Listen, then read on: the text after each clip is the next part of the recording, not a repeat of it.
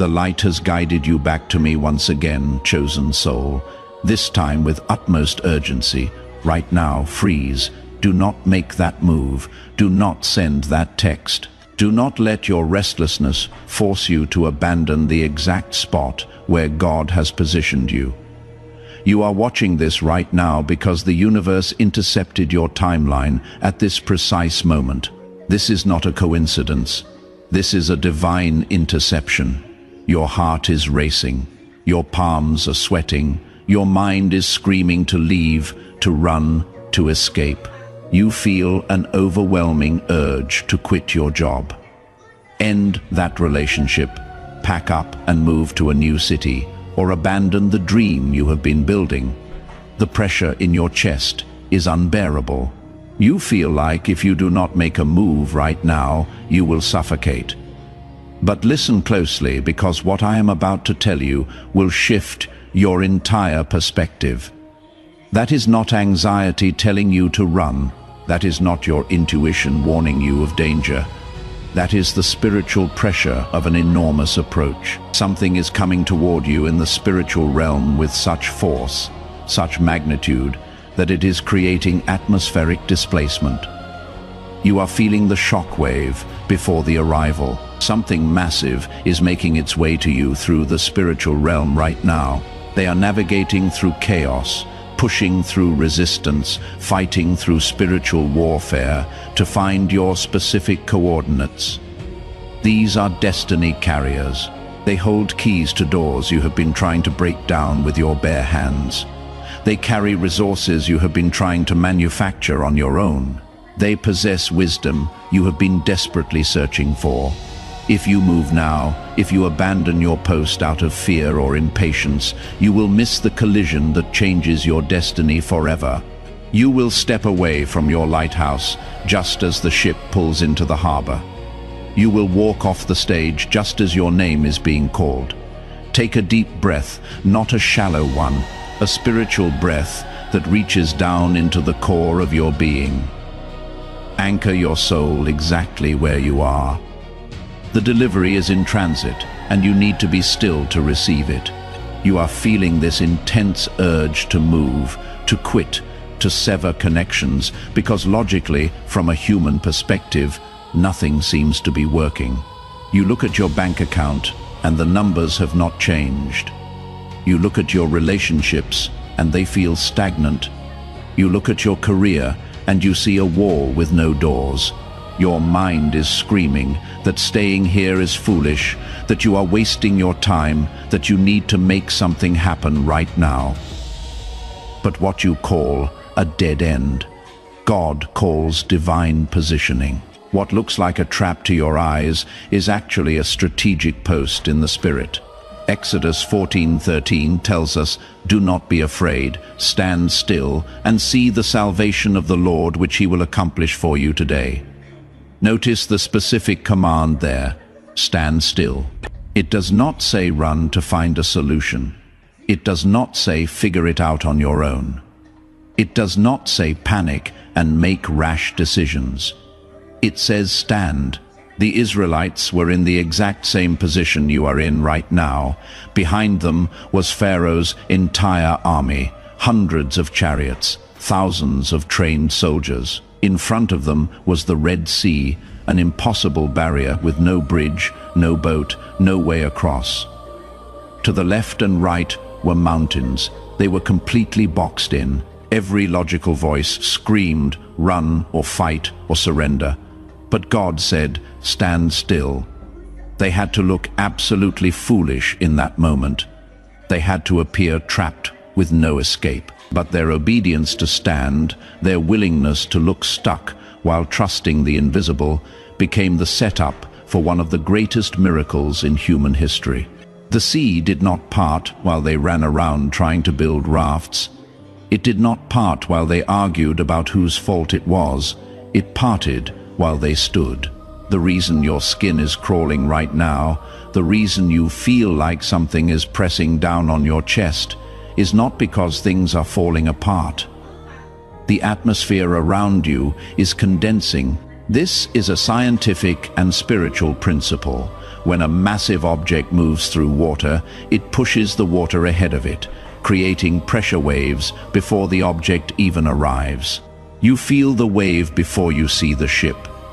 The spiritual pressure you feel in your chest, the tension in your shoulders, the restlessness in your legs, these are not signs of impending disaster. This is displacement. This is the atmosphere being pushed out of the way by something enormous that is about to occupy your space. The blessing that is coming toward you is so large, so significant, that it is creating pressure in the realm of the spirit before it even manifests in the natural. If you run now, if you move from your position because the pressure feels unbearable, you are literally running away from the very thing you have spent years praying for, fasting for, believing for. You are stepping out of the impact zone right before impact. Who exactly is coming? Who are these travelers? And why do they matter so much that God had to stop you in your tracks to hear this message? The answer will send shivers down your spine because it confirms what your intuition has been whispering to you all week. In the spiritual realm, we call them couriers, destiny helpers, divine connectors. Sometimes they are literal angels on assignment.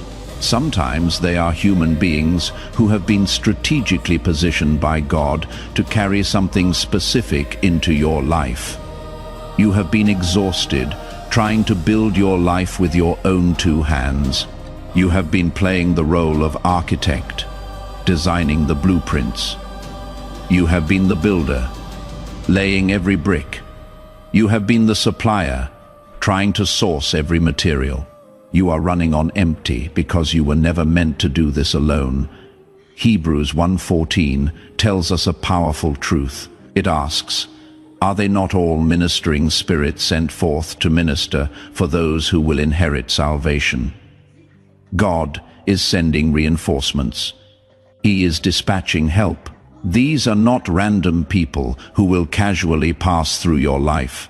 These are individuals holding specific keys to doors you have been trying to kick down for years. One of them might be carrying a financial contract, a business opportunity, an investment offer that solves your debt in 24 hours. Another might be your future spouse, the person who will not just complete you romantically, but will double your capacity in the kingdom.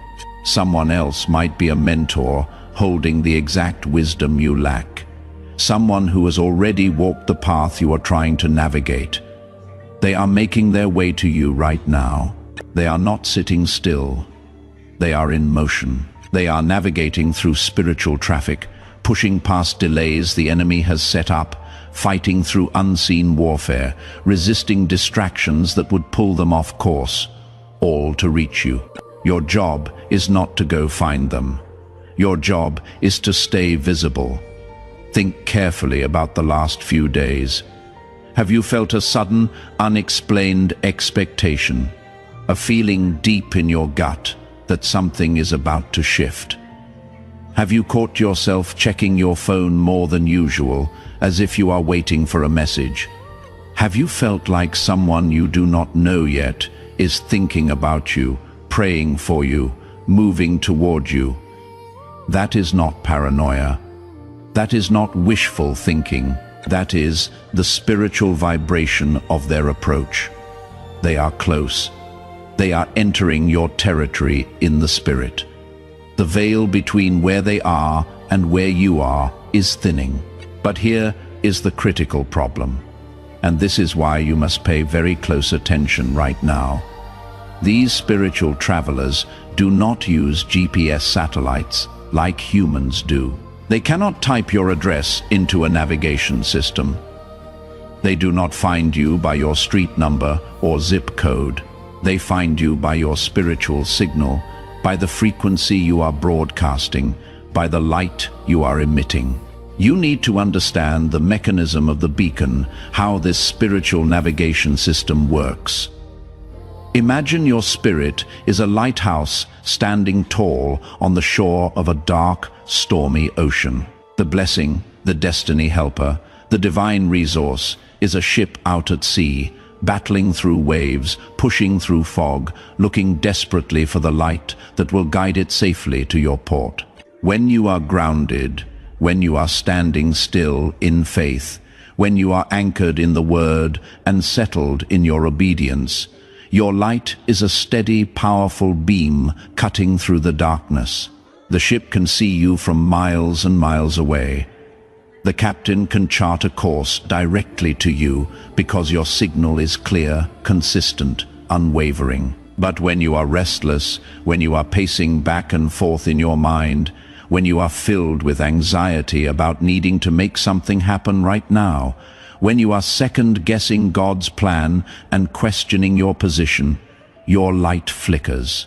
It moves erratically. It blinks on and off to the approaching blessing. You look like static on a broken radio. You look like a storm instead of a harbor.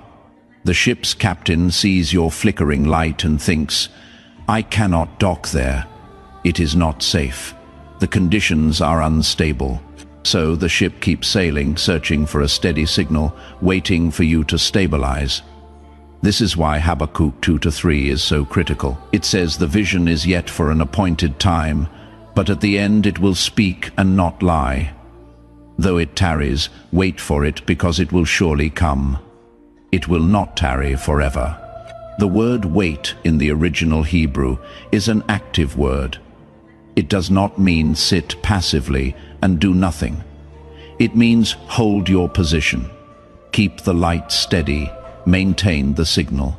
Every time you complain about how long it is taking, you dim the light.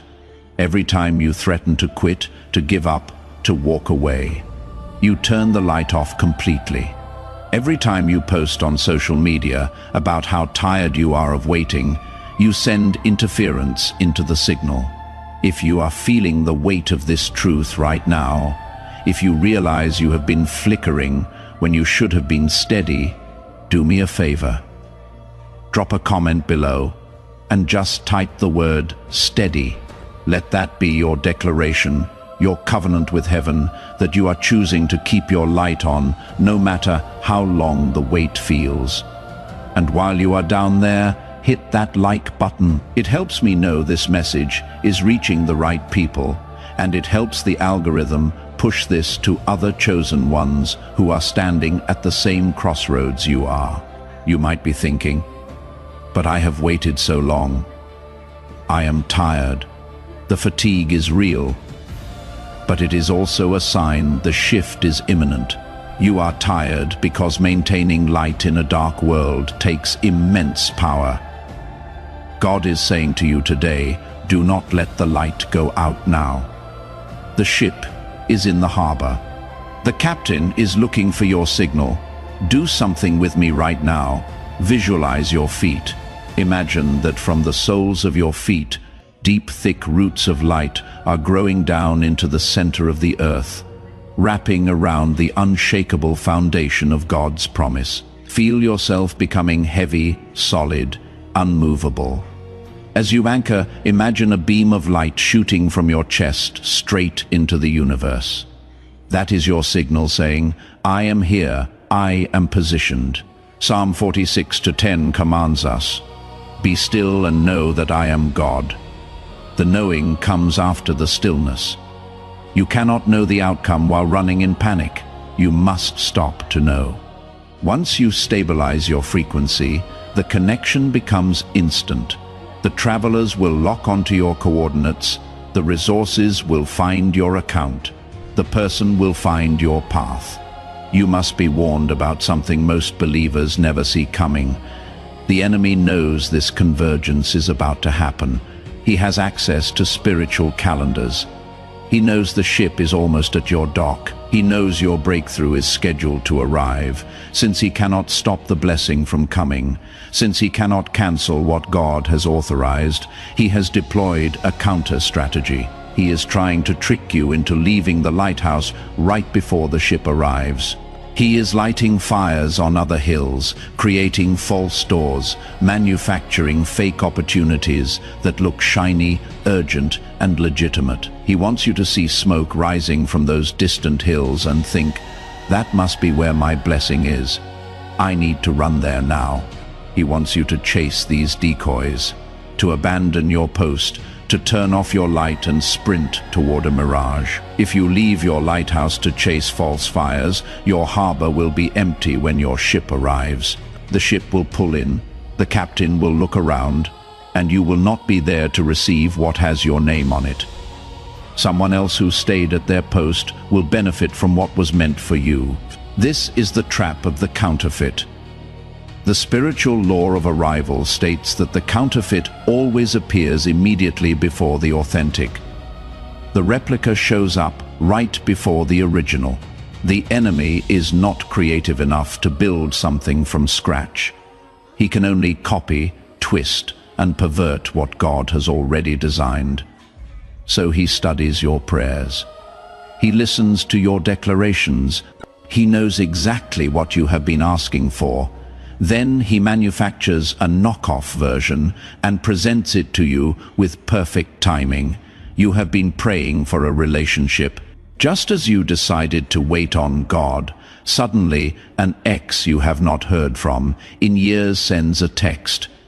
It feels like answered prayer until you remember why you broke up. You have been praying for a job that honors your gifts. Just as you committed to staying planted, an offer comes in with more money, but it requires you to compromise your morals, work Sundays, or sacrifice time with God and family.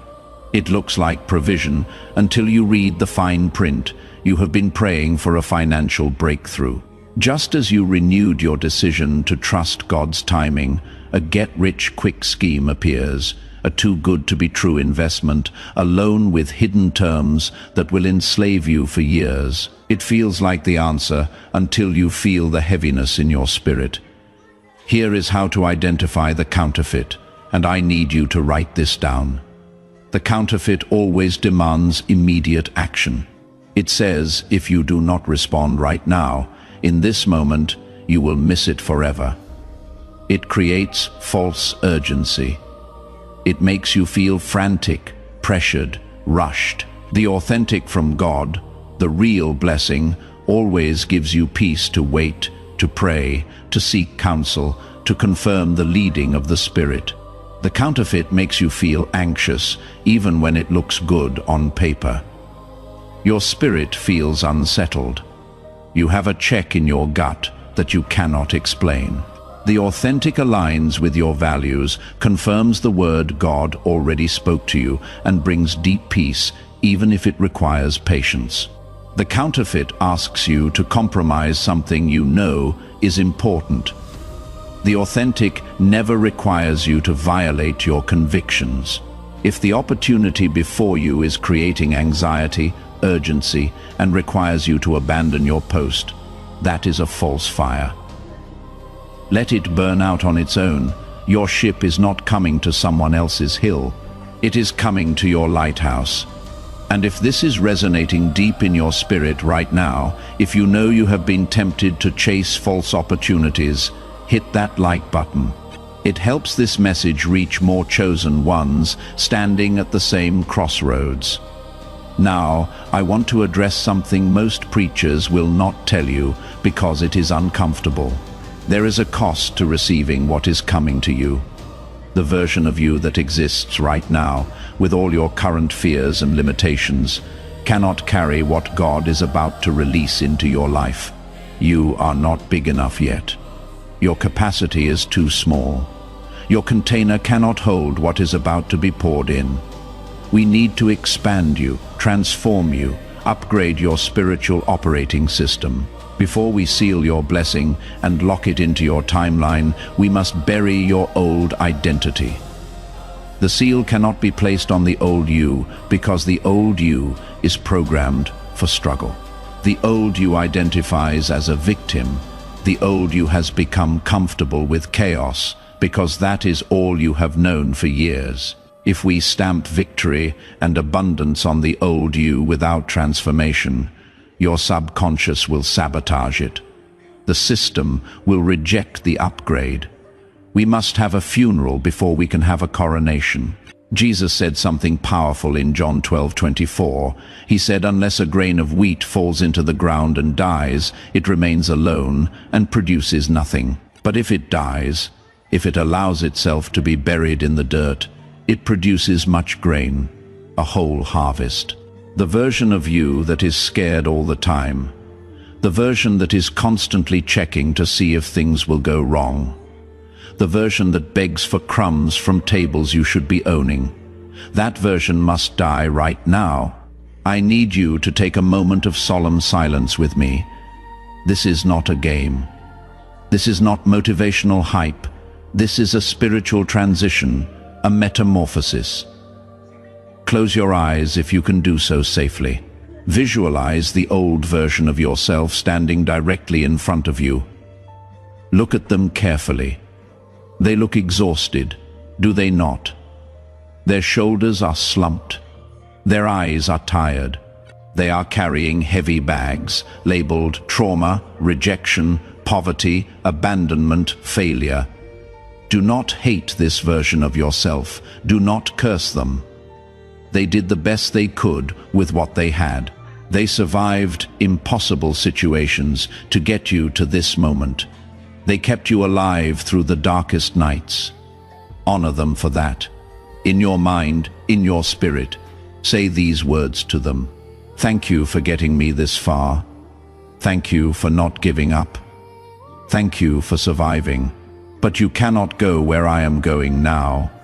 The place I am headed requires a different version of me. Now imagine the old you nodding, understanding, accepting. Watch as they begin to dissolve into particles of light, fading, releasing, surrendering into the hands of God. Watch until they are completely gone. You are now standing empty, stripped of the past, naked before heaven, ready to be clothed in something new. This new mantle is heavy. Not heavy with burden, but heavy with glory, with authority, with responsibility. It carries the weight of wealth that must be stewarded wisely. It carries the burden of influence that will affect generations. It carries the call to lead others out of the same wilderness you just exited. Are you ready to wear it? Are you ready to stop being the needy one and start being the provider? Are you ready to stop being the victim and become the deliverer? Are you ready to stop being the one always asking for help and become the one people come to for answers? If your spirit is screaming, yes, if something inside you is rising up right now, you are ready for the great sealing. We are about to enter high-level spiritual protocol. This is not a casual prayer. This is a binding contract between you and heaven. I am going to pray over 7 specific gates of your life. 7 is the number of completion, of divine perfection. As I speak over each gate, I want you to visualize liquid gold, thick and warm, the oil of anointing pouring over each area I mention. This is not just me speaking nice words over you. This is me acting as a conduit, as a priest in the order of Melchizedek, to stamp your papers approved in the heavenly realm. This is me pulling your file from the pending stack and moving it to the authorized stack. Do not skip this moment. Do not scroll past this. Do not let your mind wander. Stay in this atmosphere. This is where everything becomes permanent. Before we begin, I need you to position yourself physically to receive. If you can safely do so, lift your hands with your palms facing upward. Open hands signal an open heart, a willing receiver. If you are driving, walking, or cannot physically lift your hands, simply open the hands of your spirit in your imagination. God sees the posture of your heart. This is the universal sign of receipt, of surrender, of willingness to be filled. We are now activating the 7-fold seal of Jehovah. I am not just speaking hopeful words, I am decreeing established laws over your timeline. I am invoking ancient covenants. I am calling down the same power that spoke galaxies into existence. Receive this now with every fiber of your being. Father, in the mighty name above every name, I bring this chosen one before the throne of grace. They have stood, fought, and waited. Now we ask for the seal of permanence. As Ephesians 1:13 says, having believed you were sealed with the Holy Spirit of promise. We invoke that promise now. First, I seal your mind. I plead the blood of protection over your thoughts. The chaotic static of anxiety ceases forever. I seal your mind against lies that say you are not enough. From this moment, you will have the mind of Christ. You will think with divine clarity, receive strategies and solutions that baffle the wise. The spirit of confusion is evicted, the spirit of wisdom installed. Feel the liquid gold soothing your thoughts. Your mind is now a sanctuary of peace. It is sealed. Second, I seal your eyes. I anoint your vision. The scales of deception fall off. You will no longer see yourself as the grasshopper, but as the giant slayer. I seal your eyes to recognize your destiny helpers instantly. You will see the enemy's traps miles before they happen. Your discernment is sharpened to a razor's edge. Your vision is sealed. Third, I seal your ears. I block every frequency of gossip, slander, and negativity from entering your spirit. Your ears are tuned to heaven's frequency. You will hear the whisper of the Holy Spirit louder than the world's shout. When God says move, you will hear. When God says stay, you will hear the voice of the stranger. You will no longer follow. Your hearing is sealed. Fourth, I seal your mouth. I touch your lips with coal of fire from the altar. I break the curse of negative self-talk. You will no longer speak death over your finances or sickness over your body. Your mouth is now a weapon of creation. What you decree shall be established. When you speak, mountains move. When you command, walls fall. Your words carry weight in the spiritual realm. Your mouth is sealed. Fifth, I seal your heart. I bind up wounds of the past. I pull out arrows of betrayal from father, mother, ex-lovers, and false friends. I pour the healing balm of Gilead into deep cracks. Your heart beats in rhythm with the Father's heart. I replace the heart of stone with a heart of flesh, sensitive, brave, ready to love again. You are not damaged goods. You are healed pottery, filled with gold. As Psalm 23:5 declares, He anoints your head with oil and your cup runs over.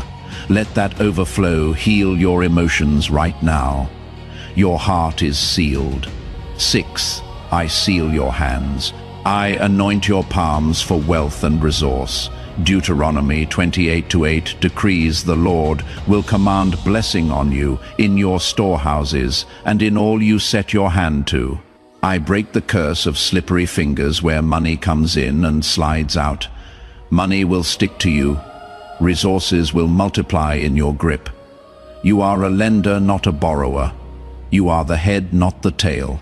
The work of your hands is blessed, multiplied, and protected. Your hands are sealed.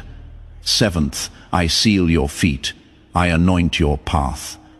Everywhere the sole of your foot treads, you shall possess the land. I seal you against the wandering spirit. You will be at the right place at the right time, meeting the right people. No weapon formed against your walk shall prosper as promised in Isaiah 54:17. The angels of the Lord are encamped around your steps to guard you from stumbling.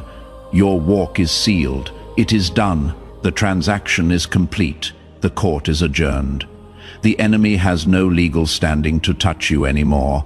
You are covered from crown of head to soles of feet in the impermeable glory of God. Now listen closely. This seal is fresh. The wax is still hot. Do not contaminate it with doubt. Walk in this new authority, walk like royalty. When you wake up tomorrow, do not look for the struggle. Look for evidence of the favor we just released. I want you to cement this session with a prophetic act of agreement. The number 7 is the number of completion, God's perfect seal. Type the number 777 in the comments right now, but do not just type it as a number. As you type each 7, declare in your spirit. With the first 7 say, my past is buried. With the second 7 say, my present is covered. With the third 7 say, my future is sealed. Type 777 now, seal it, lock it in, and watch how the universe rearranges itself around your new coordinates. And if this message has shifted something in your spirit, if you feel the weight of this sealing, share this video with someone else who needs to stand still right now. There is someone in your contacts who is about to make a move they will regret. Send this to them. Be the messenger that redirects their path. You are chosen. You are loved. And now you are dangerous to the kingdom of darkness. Stay put. Do not move from your lighthouse. The ship is closer than you think. I will see you in the testimony section when your breakthrough manifests. It is sealed. Together we rise towards the light.